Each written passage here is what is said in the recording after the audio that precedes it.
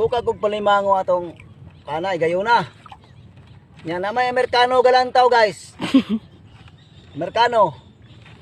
Nakakuha kog limango, akong ipakita sa Amerikano. Tingala ko, hey! Eat your crabs! Dayon, yung sa Amerikano.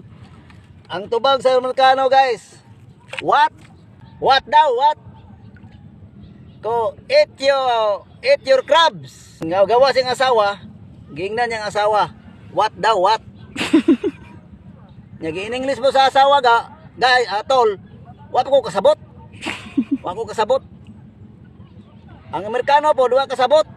Ako po, duwa pa ko kasabot. So, naroon. Puros min duwa wala kasabot. Sa day imong imong pasabot jud nganong eat your crabs man. Og mukaon ka ang English eat. Kanya nga limangong English crab man. Eat your crabs. O, di ba?